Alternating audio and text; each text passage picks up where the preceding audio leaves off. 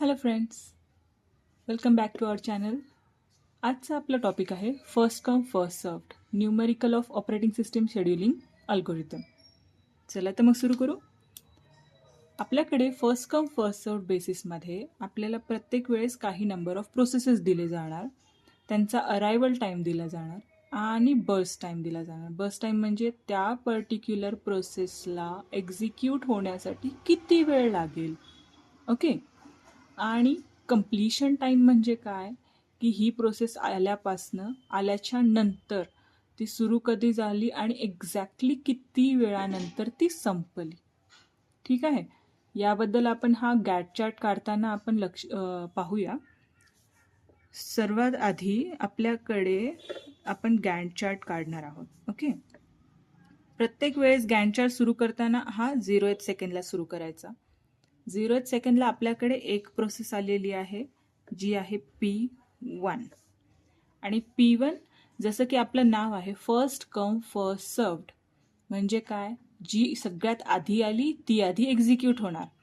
त्यामुळे P1 ही process आलेली आहे 0th सेकंडला. त्याला एक्झिक्यूट व्हायला 2 सेकंड लागतात, म्हणजे ही संपणार सुद्धा तेव्हाच. तर याचा अर्थ P1ला कशासाठी थांबावं लागलंय का, त्याला कोणाचा वेट करावा लागलाय का, नाही. म्हणजे इथे डायरेक्टली आपल्याला कळतंय की P1ला 0 सेकंड थांबावं लागलंय. Waiting time of P1 is 0. Okay. आणि कम्प्लिशन टाइम ऑफ P1 काय येणार, P1 इथे संपली आहे म्हणजेच completion time of P1 is 2.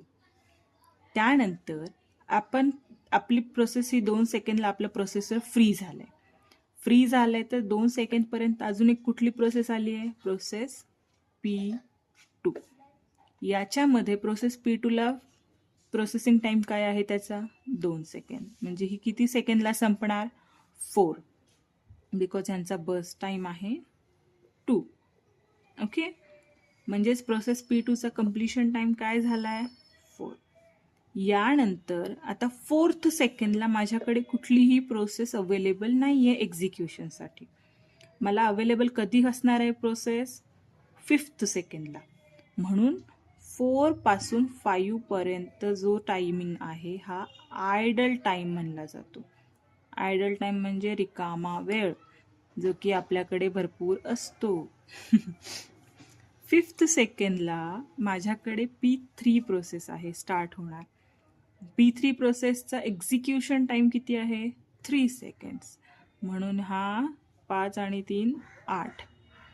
P3चा completion time काय येणार मग 8.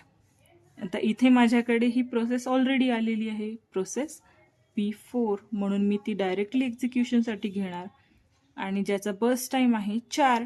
मग 8 मध्ये 4, 8 + 4 is 12. It means this is completion time of process P4. तर हा जो टाइम असतो आपला, हा काय असतो, बर्स्ट टाइम. 2 बर्स्ट टाइम P1चा, 2 बर्स्ट टाइम P2चा, 3 बर्स्ट टाइम P3चा आणि 4 बर्स्ट टाइम P4चा. तर माझ्याकडे सगळ्यांचे कम्प्लिशन टाइम आलेले आहेत. तर मला काय काढायचं आहे, टर्न अराउंड टाइम आणि वेटिंग टाइम.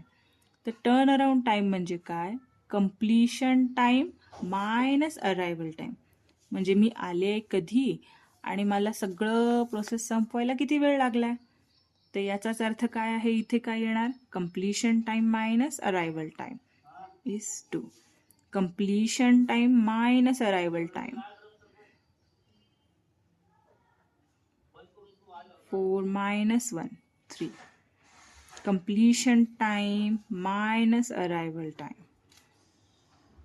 3.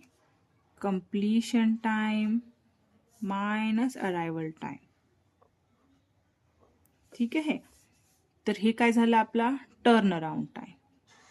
आणि वेटिंग टाइम पहिल्या प्रोसेसला थांबावं लागलंय का, नाही, कारण त्याचं turn around time minus burst time हा सेम आहे.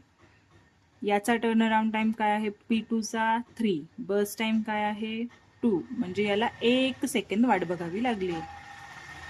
P3चा टर्न अराउंड टाइम काय आहे 3 आणि बर्स्ट टाइम काय आहे 3, म्हणजे याला थांबावं लागलंय का, नाही. P4चा टर्न अराउंड टाईम आहे 6. P4चा बर्स्ट टाईम आहे 4. म्हणजे याला किती वेळ थांबावं लागलं? 2 सेकंड. हे सगळे आलेत आपल्याकडे वेटिंग टाईम, हे आहे टर्न अराउंड टाईम, आणि आता वेळ आहे ॲव्हरेज टर्न अराउंड टाईम काढण्याची, जी की आहे 2 + 3 + 3 + 6/4. काय येणार आहे? 5 आणि 3 8 आणि 6 14/4. काय आहे? 3.5. आणि ॲव्हरेज वेटिंग टाईम हा प्रत्येक प्रॉब्लेममध्ये, प्रत्येक न्यूमरिकलमध्ये ॲव्हरेज वेटिंग टाईम आणि ॲव्हरेज टर्न अराउंड टाईम काढायला विसरायचं नाही. हे आहे आपलं ॲव्हरेज टर्न अराउंड टाईम आणि हे आहे आपलं average waiting time. Like, share, subscribe.